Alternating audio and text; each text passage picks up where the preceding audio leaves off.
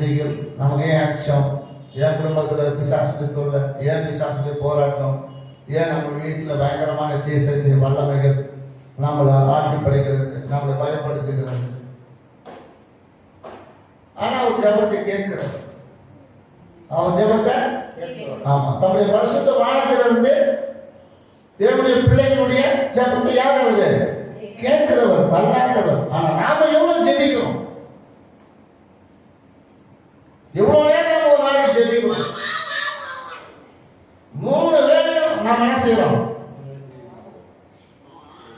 3 வேளை நம்ம என்ன செய்யறோம்? சாப்பிடுறோம். ஒரு வேளையாவது குறைஞ்சிட்டா, ஒருவேளை குறைவா சாப்பிட்டா நம்ம வயிற்று தேவனா செய்யும், நம்மள சண்டை போடும். குறைவா சாப்பிட்டு வயிற்று தேவனா செய்யும், சண்டை போடும். ஓ வேற ஏதாவது வாங்கி போடு, வேற ஏதாவது வாங்கி போடு, அது வாங்கி போடு, இது வாங்கி போடு. அந்த அந்த அந்த கேப்பை வந்து ஃபில் பண்ணுறதுக்கு உள்ள அந்த வயிறு என்ன செய்யணும்ல, அது சண்டை போட்டே இருக்கும். புறமுறை டபடப்பா என்ன செஞ்சுட்டே இருக்கும், அது பேசிட்டே இருக்கும். அப்ப நம்ம 3 வேளையும் என்ன செய்யணும்? நாம சாப்பிடும். அப்போ ஒரு நாளைக்கு நமக்கு 24 மணி நேரம், ஒரு நாளைக்கு 24 மணி நேரம். அப்ப நம்ம எல்லாத்துக்கும் தசமம் போடுறாங்க.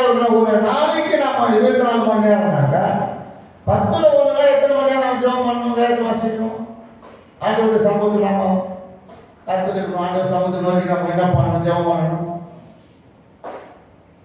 24 மணி நேரம் இல்லை, 1 மணி நேரம் 10 மணி நேரத்துக்கு என்ன செய்யணும்? நம்ம 1 மணி நேரம் கொடுக்கணும். அடுத்த 10 மணி நேரத்துக்கு 1 மணி நேரம் கொடுக்கணும். அடுத்த 4 மணி நேரத்துக்கு என்ன செய்யணும்? 4 மணி நேரத்துக்கு என்ன செய்யணும்? சொல்லுங்க. 4 மணி நேரத்துக்கு அப்போ 2 மணி நேரம் நம்ம என்ன செய்யணும்? கொடுக்கணும்ல. கொடுக்குறோமா? ஏன் நம்ம வீட்டில் பிரச்சனை நீங்கல, போராட்டம் நீங்கல, ஏன் கட்டுகள் ஆகல, சாத்தாட்டு தொல்லைகள் நீங்கல, ஏன் நம்மளுடைய வருமானம் மாறல, நம்முடைய கடன் பிரச்சனை ஏன் நீங்கல? தேவனுக்கு கொடுக்க வேண்டிய இடத்தை நம்ம என்ன செய்யல, ஃபில் பண்ணல.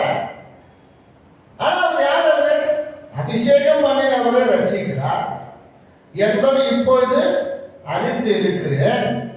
தமது வலதுகரம் செய்யும் ரட்சிப்பின் வல்லமைகளை காண்பித்து தமது பரிசுத்த வானத்திலிருந்து அவருடைய ஜெபத்தை கேட்பார்.